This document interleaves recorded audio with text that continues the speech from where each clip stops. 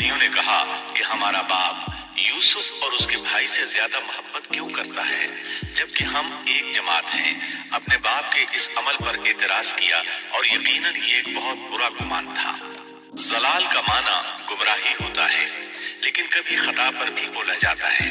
और उन्होंने बाहमी मशवरा किया और सोच विचार के बाद यूसुफ अलैहिस्सलाम के कत्ल की तजवीज तय हुई। अल्लाह ताला आयत 9 में फरमाते हैं, यूसुफ को तो मार ही डालो या इसे किसी नामालूम जगह फेंक दो कि तुम्हारे वालिद का रुख सिर्फ तुम्हारी तरफ ही हो जाए, इसके बाद तुम नेक हो जाना। मतलब ये कि वो आपस में कहने लगे यूसुफ को कत्ल कर दो। इस पर बड़े भाई यहूदा ने मुदाखलत की और कहा कत्ल बहुत संगीन जुर्म है। इस पर वो बोले तब फिर इसे कहीं गायब कर दो ताकि बाप की तवज्जो तुम्हारी तरफ हो जाए और यूसुफ वाली रुकावट खत्म हो जाए। देखिए कैसी सोच है, पहले बुराई करेंगे फिर तौबा करेंगे और नेक बन जाएंगे। भला क्या ऐसा आदमी जो बुराई इस नियत से करता है बाद में तौबा कर लेगा, क्या उसकी तौबा कबूल होगी? उलमा फरमाते हैं तौबा का दरवाजा खुला है। अल्लाह ताला रात के वक्त सदा देता है कि दिन को बुराई करने वाले तौबा कर ले और दिन को आवाज देता है रात को बुराई करने वाले तौबा कर ले। कोई तौबा का दरवाजा बंद नहीं कर सकता। यहाँ तक कि इंसान जितनी बार भी गुनाह करके तौबा करे अल्लाह कबूल करता है। इसलिए अल्लाह ने उनकी तौबा कबूल कर ली।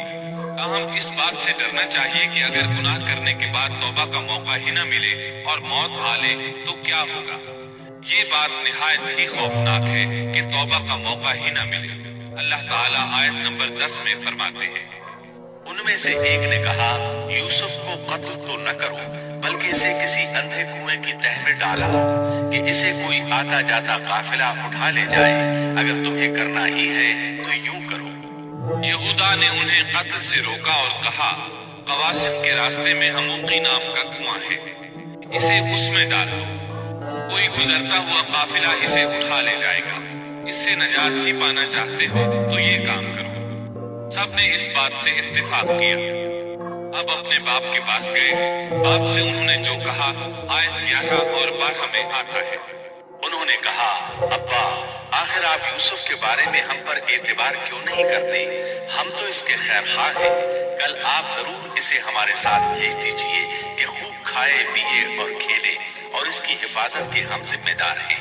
याकूब अलैहिस्सलाम ने उनकी बात के जवाब में जो कुछ कहा आयत नंबर 13 और 14 में उसका जिक्र मौजूद है। याकूब ने कहा इसे तुम्हारा ले जाना मुझे तो सख्त सदमा देगा और मुझे ये भी खटका लगा रहेगा कि तुम्हारी गफलत में से भेड़िया खा जाए। उन्होंने जवाब दिया कि हम जैसी जोरावर जमात की मौजूदगी में भी अगर इसे भेड़िया खा जाए तो हम बिल्कुल निकम्मे ही हुए। वहाँ भेड़िए कसरत से थे, इसलिए याकूब अलैहिस्सलाम डरते थे। बेटों के बार बार इसरार पर याकूब अलैहिस्सलाम यूसुफ अलैहिस्सलाम को उनके साथ भेजने पर रजामंद हो गए। अल्लाह ताला आयत 15 में फरमाते हैं, फिर जब उसे ले चले और सब ने मिलकर ठान लिया कि उसे गैर आबाद गहरे कुएं की तह में फेंक दे, हमने यूसुफ की तरफ वही की कि यकीनन वक्त आ रहा है कि तुम उन्हें इस माजरे की खबर इस हाल में देगा कि वो जानते ही न होंगे। बाज रिवायात के मुताबिक उन्होंने रास्ते में यूसुफ अलैहिस्सलाम को मारा पीटा, बुरा भला कहा और ऐसा करना उनके लिए मामूली बात थी क्योंकि वो तो कत्ल के दरपे थे। आखिरकार कुएं के पास पहुंचे और मशवरे के मुताबिक उन्हें कुएं में डाल दिया। यूसुफ अलैहिस्सलाम कुएं में एक पत्थर पर गिरे, यानी पानी में न गिरे। आप उस पत्थर पर बैठ गए। अल्लाह ताला की तरफ से उन्हें तसल्ली दी गई कि आप परेशान न हो, बहुत जल्द आप कुएं से निकलेंगे और उन्हें उनके इस घिनौने फेल के बारे में बतलाएंगे और उन्हें इस बात का गुमान भी नहीं होगा कि ऐसा वक्त भी आएगा। यूसुफ अलैहिस्सलाम को कुएं में डालने के बाद उन्होंने घर जाने की तैयारी की। आयत नंबर 16 में आता है, और इशा के वक्त वो सब अपने बाप के पास रोते हुए पहुंचे। इमाम आमश काजी शुरैह रहमतुल्लाह अलैह की मजलिस में बैठे थे। एक औरत आई, उसका एक आदमी से झगड़ा था। वो बहुत शिद्दत से रो रही थी। आमश बोले, आप देखते नहीं ये किस बुरी तरह रो रही है। उनका मतलब ये था कि ये सच्ची है। काजी शुरैह फरमाने लगे, यूसुफ अलैहिस्सलाम के भाई रात को रोते हुए अपने बाप के पास आए थे। बस फैसला रोने पर नहीं इंसाफ पर होना चाहिए। अब यूसुफ अलैहिस्सलाम के भाइयों ने बाप को तफसील सुनाई।